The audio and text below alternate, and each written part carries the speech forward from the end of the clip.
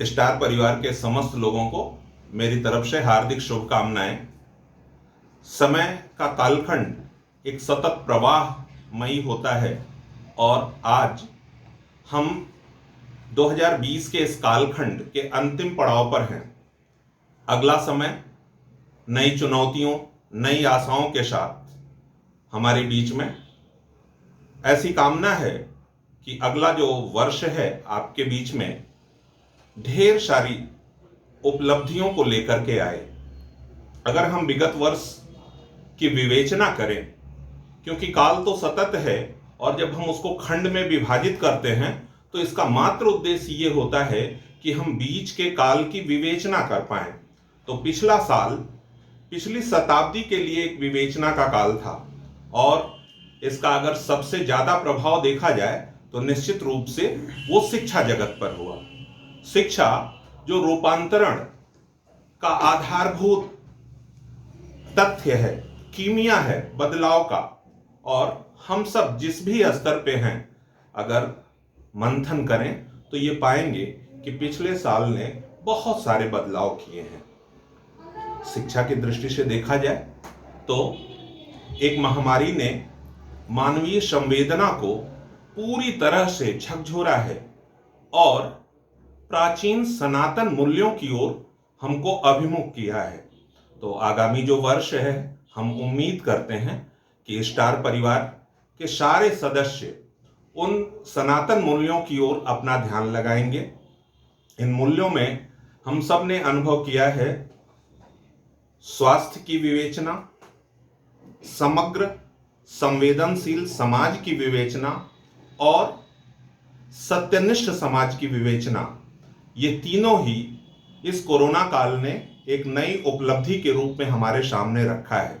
हम सब ने अनुभव किया कि सारी विभूतियों के बाद भी हमारे पास सर्वोच्च जो प्रकृति की उपलब्धि है वो अच्छा स्वास्थ्य है। इम्यूनिटी का कोई विकल्प किसी भी वैज्ञानिक के पास नहीं निकल करके आया, ऐसा इस कोरोना काल ने दिखा दिया।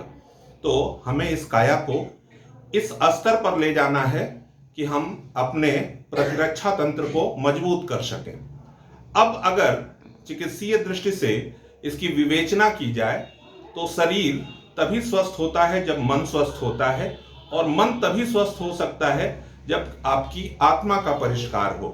तो इस आगामी वर्ष में हम सब का जीवन शैली इस तरह की हो कि हमारा शरीर भी स्वस्थ हो, हमारा मन भी स्वस्थ हो और आत्मा की दृष्टि से भी हम पवित्र बने, हम श्रेष्ठ विचारों को धारण करें। दूसरी बात जो हम सब ने इस विगत वर्ष में अनुभूति की वो सामाजिक संवेदना की।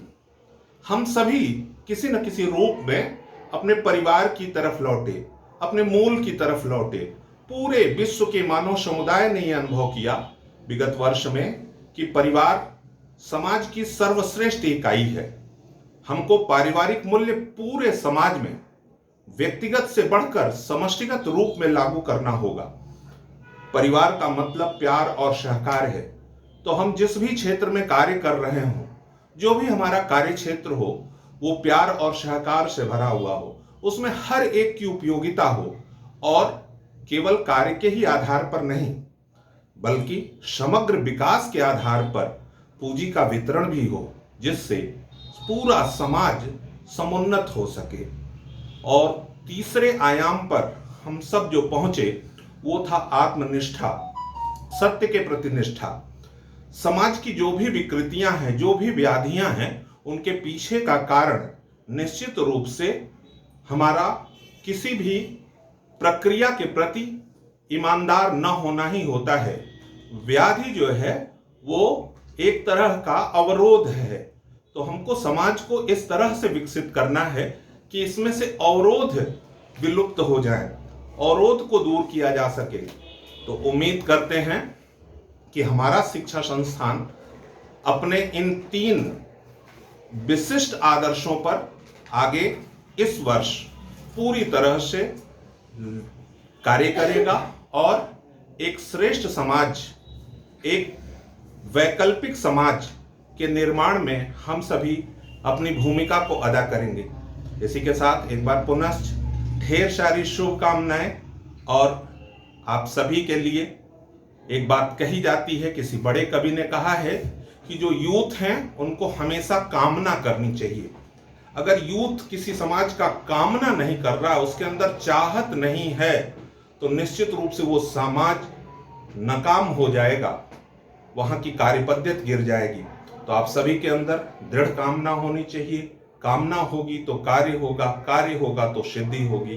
तो कामना से कार्य, कार्य से सिद्धि और सिद्धि से समाज के विकास की निश्चित पुनश्च कामना के साथ धन्यवाद।